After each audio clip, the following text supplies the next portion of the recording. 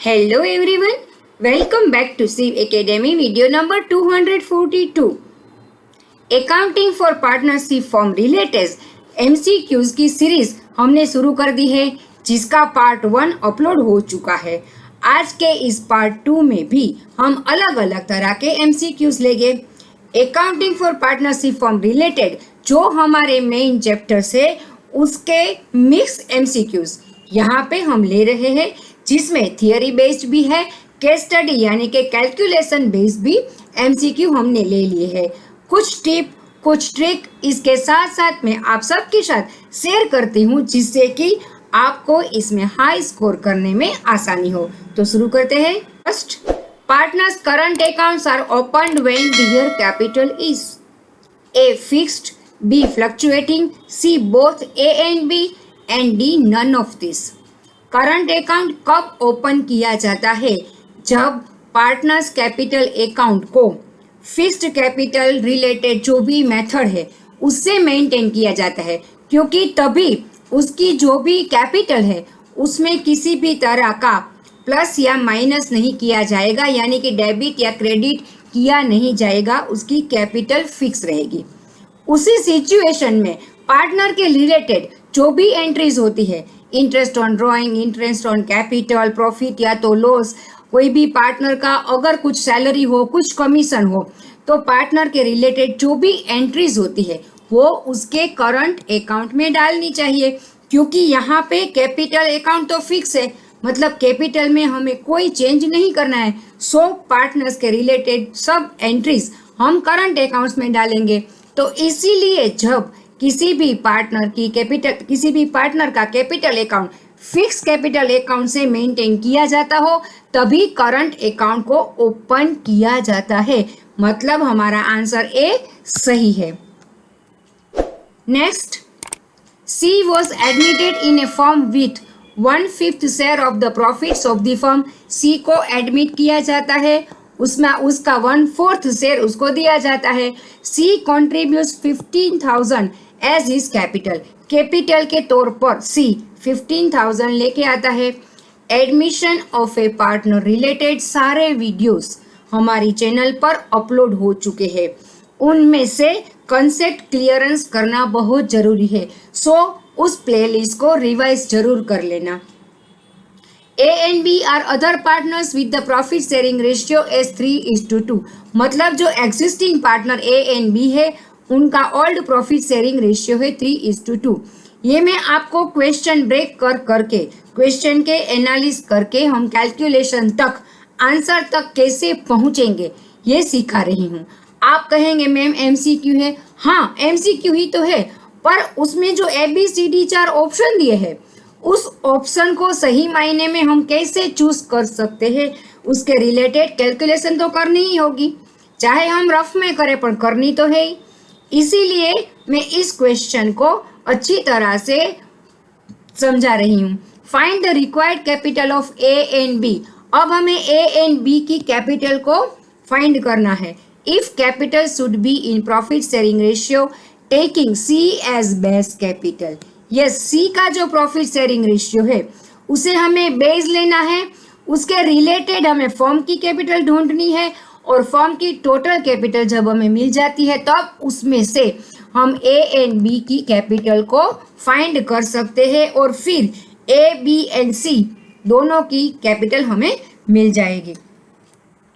यहाँ पे मैंने आंसर दिया है वो समझा रही हूँ। सबसे पहले तो हमें न्यू रेशियो फाइंड करना होगा, क्योंकि हमें कहा गया है कि C का जो कंट्रीब्यूशन है उसके रिलेटेड A एंड B की भी कैपिटल होनी चाहिए। सो सबसे पहले हमें न्यू रेशियो फाइंड करना है। तो C का शेयर है 1/4, यानी कि A एंड B का शेयर रहेगा 3/4। 3/4 में से A का ओल्ड शेयर था 3/5, दोनों का 3:2 था। सो यहाँ पे 3/5 आएगा A का। तो अब A का आ गया 9/20, B का आ गया 6/20 एंड C का 1/4 है, तो उसे भी हम करेंगे 5/20 में चेंज। अब ये तीनों ABC का आ गया 9:6:5। हमारे पास रेशियो आ चुका है। अब हम रिक्वायर्ड कैपिटल का कैलकुलेशन करें तो C की कैपिटल है 15,000, हमें कहा गया है कि सी की कैपिटल के मुताबिक ए के बी की कैपिटल रहेगी, तो यहाँ पे इस रेशियो जो सी का है उसे हमें रेसिप्रोकल करना है, तब हमें मिलेगी 20/5, इसके साथ करेंगे 15,000 के साथ, तो टोटल कैपिटल हमारी आएगी 60,000 फर्म की। अब ए का रेशियो है 9/20, तो 60,000 में से 9/20 को कैलकुलेट करें तो ए की कैपिटल आती है 27,000, बी की आती है 18,000, जो कि हमें कैलकुलेट करनी थी। अब यहाँ पे हमें आंसर्स दिए गए हैं ए बी सी डी, उसमें से ए एंड बी रिस्पेक्टिवली जहाँ पे लिखा है वहाँ पे हमें मालूम है कि 27,000 एंड 18,000 आता है, तो यहाँ पे 16,000 है, सो ये गलत। यहाँ पे 27,000 एंड 18,000 है, सो ये हमारा ऑप्शन होगा सही, मतलब सही ऑप्शन, सही आंसर है हमारा B. Next question, gaining ratio. बहुत ही सिंपल, बहुत ही आसान क्वेश्चन दिया गया है। गेनिंग रेशियो की फॉर्मूला, जैसे कि हमने प्रीवियस वीडियो में सेक्रीफाइसिंग रेशियो की फॉर्मूला दी थी, तभी समझाया था कि सेक्रीफाइसिंग रेशियो अगर ढूंढना है तो फॉर्मूला क्या होनी चाहिए। यहाँ पे अगर आपको फॉर्मूला याद नहीं है तो भी कोई प्रॉब्लम नहीं है, हम वैसे भी इस फॉर्मूला को फाइंड कर सकते हैं। गेनिंग रेशियो क्या होता है, किसी भी पार्टनर का न्यू रेशियो जब ज़्यादा होता है और उसमें से हम ओल्ड रेशियो को निकाल देते हैं तो जो हमें मिलता है वो गेन होता है, यानी कि हमारा option a new ratio minus old ratio सही रहेगा। Next question, which of the following is responsible for the reconstitution of partnership. Yes, जब हमने change in profit sharing ratio वाला चैप्टर समझाया था, वहां पे स्टार्टिंग में ही हमने रिकॉन्स्टिट्यूशन का इम्पोर्टेंस, रिकॉन्स्टिट्यूशन की जरूरत कब पड़ती है, कैसे पड़ती है, वो सब समझाया था। उस प्लेलिस्ट को भी आपको रिवाइज करना है। तो पार्टनरशिप फॉर्म का रिकॉन्स्टिट्यूशन कब होता है, जब कोई नया पार्टनर एडमिट होता है, पुराना पार्टनर रिटायर होता है, या तो डेथ हो जाती है, या तो एग्जिस्टिंग पार्टनर्स अपने प्रॉफिट शेयरिंग रेशियो में चेंज करना चाहता हो। इस सिचुएशन में पार्टनरशिप फॉर्म का रिकॉन्स्टिट्यूशन होता है, यानी कि एक नया एग्रीमेंट, पार्टनरशिप डीड बनाया जाता है। अब हम ऑप्शंस देखते हैं। Retirement of an existing partner, yes ये आएगा क्योंकि अभी अभी हमने बात की। Change in existing profit sharing ratio, yes ये भी आएगा। Death of a partner, yes ये भी आएगा। इसका मतलब हमारा D option all of this यहाँ पे सही है। Next question, the excess amount which the firm can get on selling it's assets over and about the saleable value of its assets is. Option देखने की भी जरूरत नहीं है, without seeing any option we can say that the सही answer is D, goodwill. Next question, X and Y are partners sharing profits in the ratio 5:3. They admitted Z for 1/5 share of profits, for which he paid 1,20,000 against capital and 60,000 against goodwill. Find the capital balances for each partners taking Z's capital as base capital. यहाँ पे goodwill का कुछ काम नहीं है, सो हमें उसे देखना ही नहीं है। एक्स एंड वाई जो कि 5:3 में प्रॉफिट शेयरिंग कर रहे हैं, उसने जेड को एडमिट किया 1/5 शेयर देकर, और जेड ने कैपिटल के तौर पर 1,20,000 वो लेकर आया। अब जेड की कैपिटल हमें जो बेस लेनी है उसके रिलेटेड हमें एक्स एंड वाई की कैपिटल को कैलकुलेट करना है।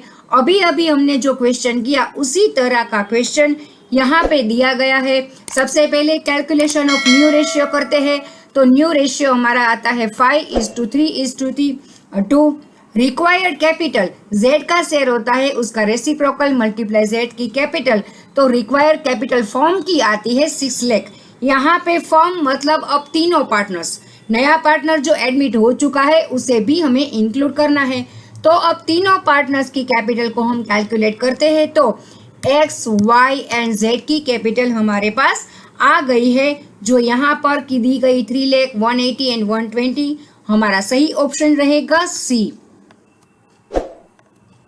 Next question, any change in the relationship of existing partners which results in an end of the existing agreement and enforces making of a new agreement is called. अभी जो हमने question लिया था reconstitution वाला, yes, इसके related ही ये भी answer रहेगा कि reconstitution of partnership, option B.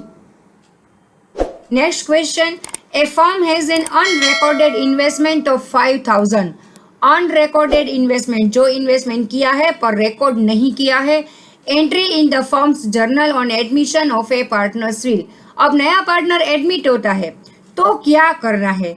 हमें पता है कि जब नया पार्टनर एडमिट होता है तो हम रीवैल्यूएशन अकाउंट बनाते हैं और एसेट्स में या तो लायबिलिटीज में रीवैल्यूएशन में जो भी अमाउंट डेबिट या क्रेडिट करनी होती है उसे हमें रीवैल्यूएशन अकाउंट में डालना है.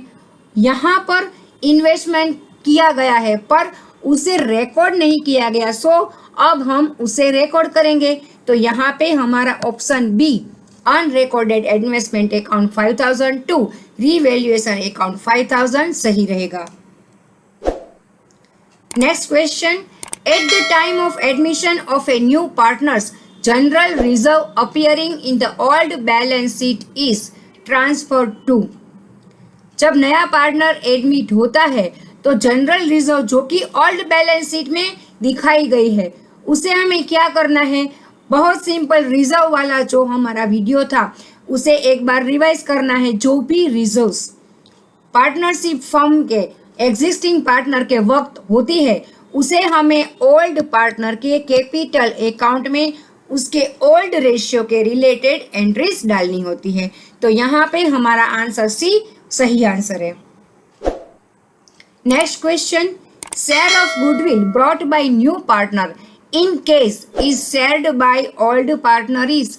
जो भी गुडविल का शेयर नया पार्टनर लेकर आता है वो ओल्ड पार्टनर को उनके सेक्रीफाइसिंग रेशियो में मिलता है. थियोरिकल क्वेश्चन, बहुत ही सिंपल क्वेश्चन. इस तरह के क्वेश्चन अगर आपका कॉन्सेप्ट क्लियर है, आपने थियोरी को अपने माइंड में सेट कर लिया है, तो इस तरह के क्वेश्चन में आप काफ़ी स्कोर कर सकते हो. तो इसी के साथ मैं आज का वीडियो यहाँ पे कंप्लीट कर रही हूँ. हम मिलेंगे अपने नेक्स्ट वीडियो नंबर 243 में, जो होगा MCQ सीरीज 1 का पार्ट 3. यस, काफ़ी सारे MCQs, easy explanation, tips and tricks अगर चाहिए तो stay tune with C academy. Thank you.